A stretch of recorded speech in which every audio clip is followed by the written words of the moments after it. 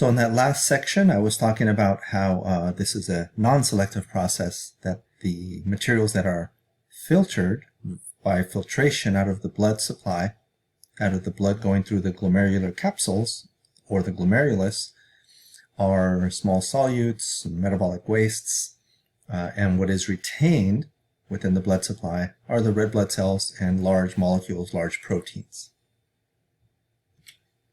So let's look a little bit closer at the renal corpuscle, which again is the glomerulus, the glomerular capillaries, and the glomerular capsule, the outermost structure here, also called Bowman's capsule. So the glomerulus is comprised of fenestrated capillaries, and if you remember when we did blood vessels, the fenestrations are pores. So they're very leaky capillaries because they have pores, they're fenestrated. So it allows for ease of filtration of small materials across the capillary wall.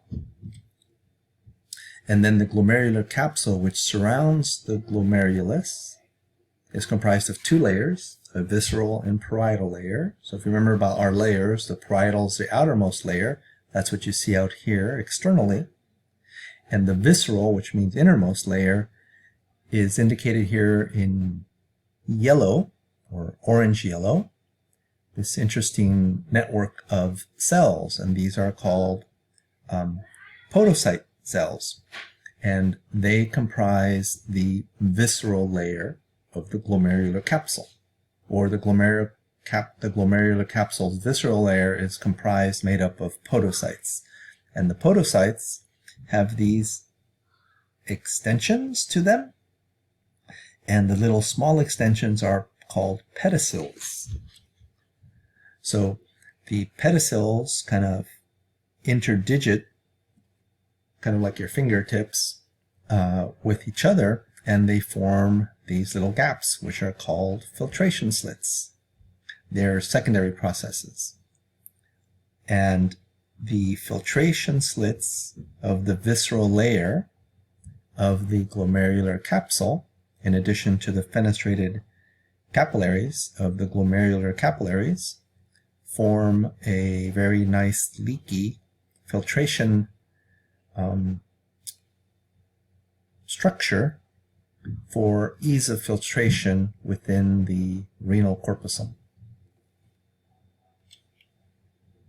Oh, here's a micrograph picture I found that shows the little filtration slits comprised of the secondary processes on the pedicels of the podocytes. So these are enveloping the fenestrated capillaries.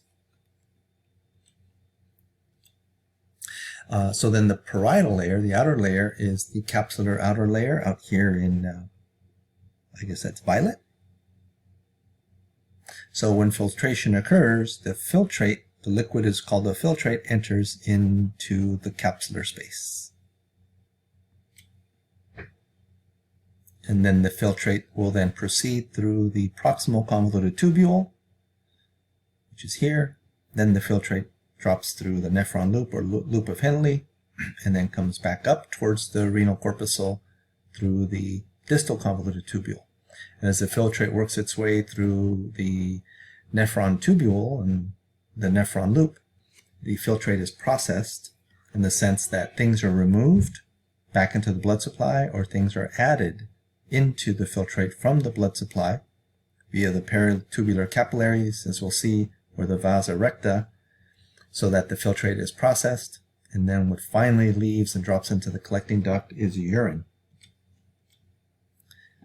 So the renal tubule is that duct from the glomerular capsule, or Bowman's capsule, that goes all the way to the collecting duct. So all of this here, proximal convoluted tubule, loop of Henle, or nephron loop, and the distal convoluted tubule is the renal tubule. Proximal convoluted tubule, nephron loop, aka loop of Henle, and then the distal convoluted tubule.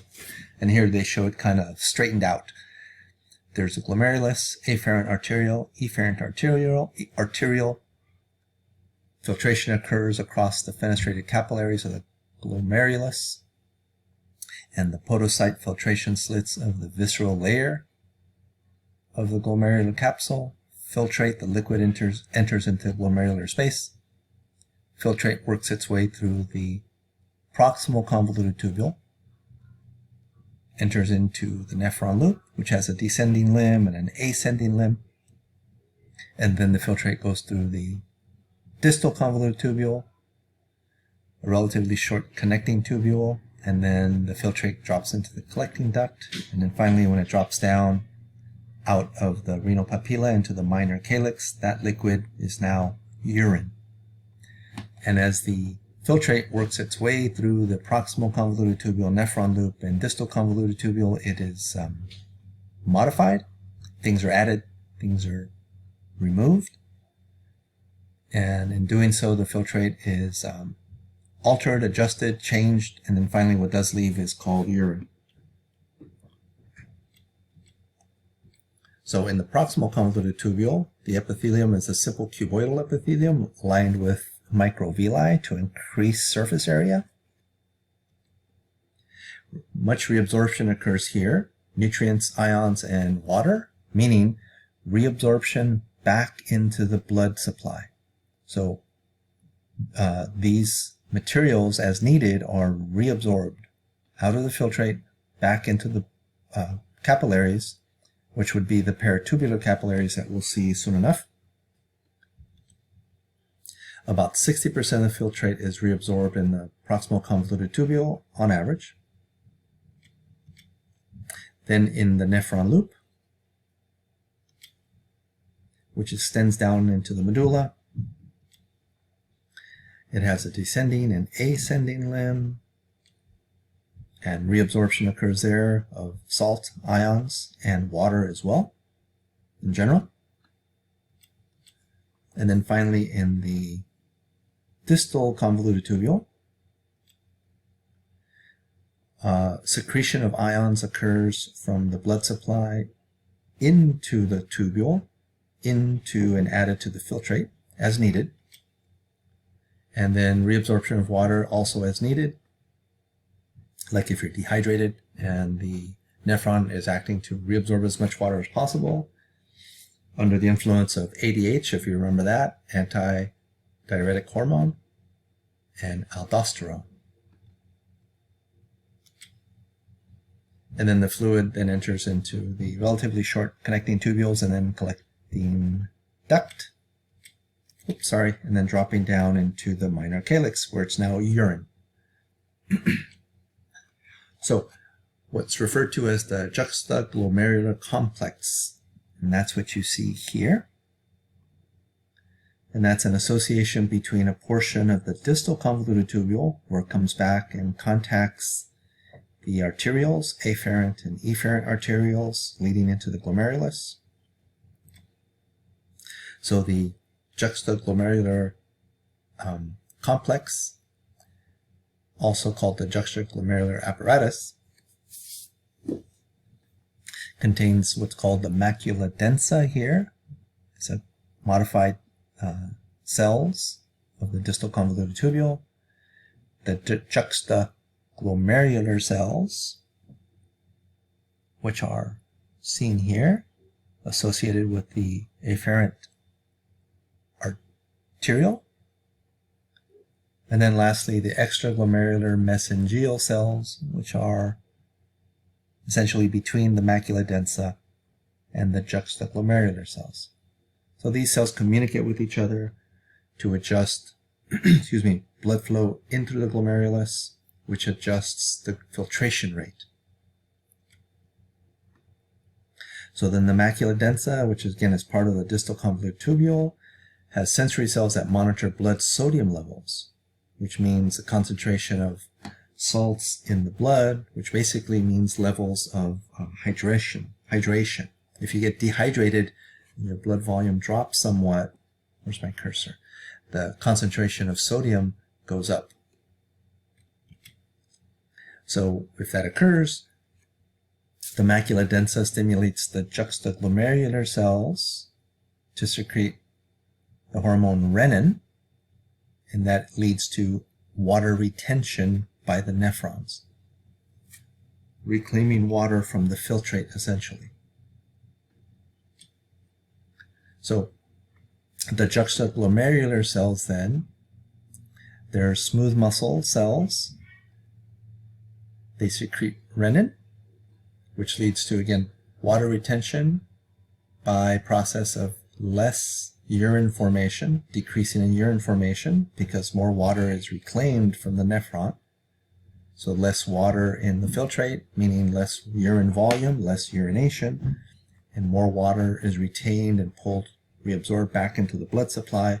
So that increases blood volume and then also increases blood pressure.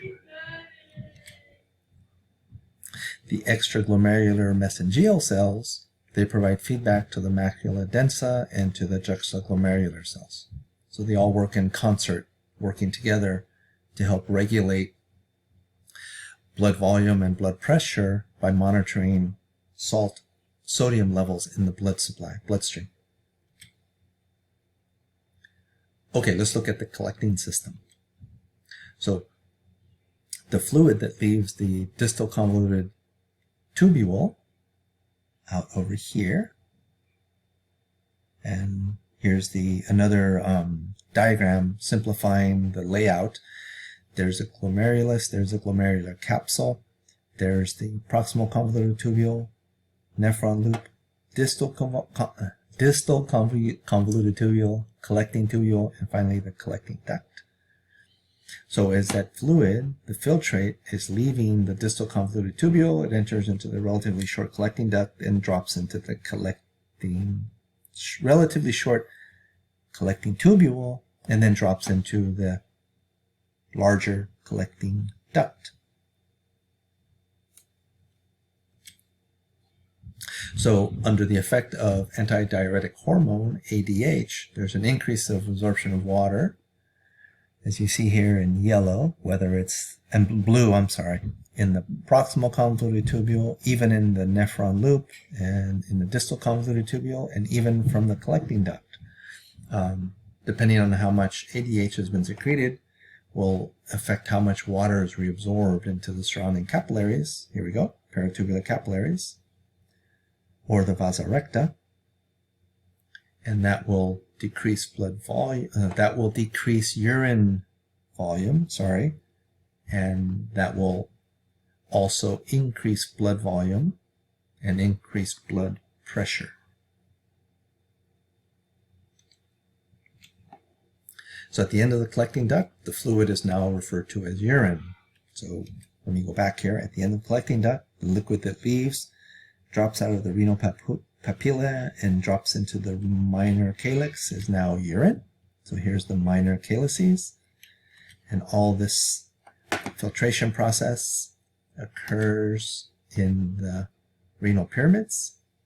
So at the tip, the renal papilla are all the openings for the many, many collecting ducts, and the urine drops into the minor calyces.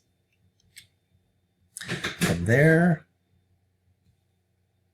so then the urine would go from the minor calyces to the major calyces, and the major calyces are formed by the fusion of the minor calyces, and then from there the urine enters into the one renal pelvis, and then the urine works its way out of the kidney via the ureter, and then the ureters transport the urine with the aid of gravity and peristalsis to the urinary bladder, which stretches. It's lined by smooth muscle to a certain degree.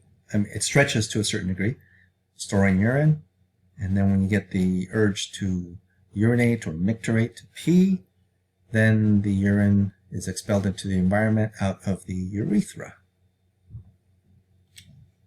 So structures for urine transport, storage, and elimination. So the ureters, smooth muscular tubes from the renal pelvis, from the kidneys, all the way down to the urinary bladder. They're about a foot long, 30 centimeters in length. They enter in the bladder dorsally and somewhat at an angle. And that is by design so that when the bladder